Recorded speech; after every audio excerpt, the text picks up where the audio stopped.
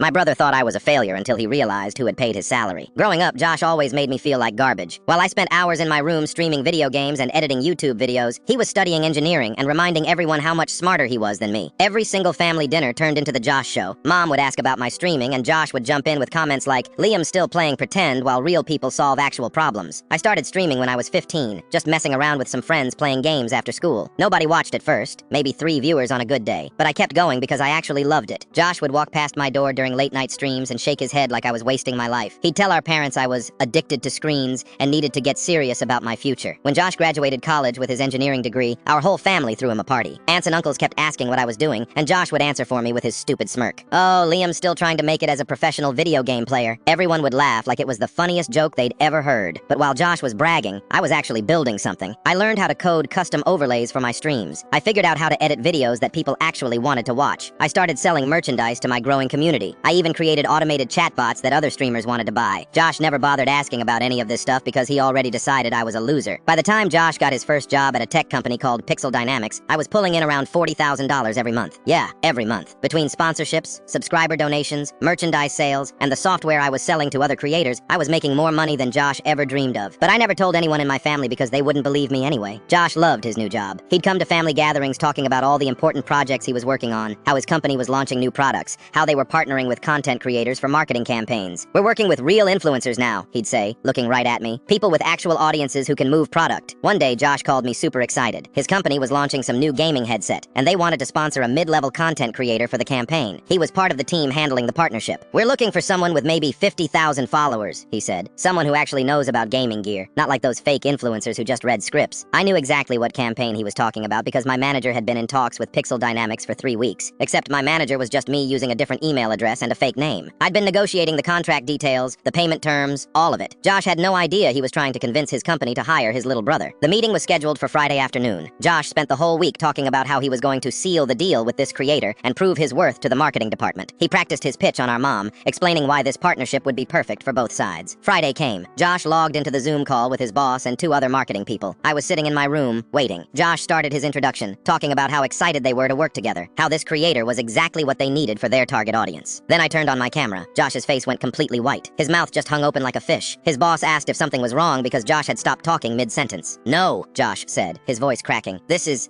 perfect." I couldn't help myself. "Hey, Josh, should I pretend to be surprised?" His boss looked confused. Josh had to explain that I was his brother, the one he'd been calling a failure for years. Except now his boss was staring at my analytics, seeing my subscriber count, my engagement rates, my monthly view numbers. All stuff that Josh had never bothered looking up. The meeting went great. I signed the contract for way more money than Josh makes in 6 months.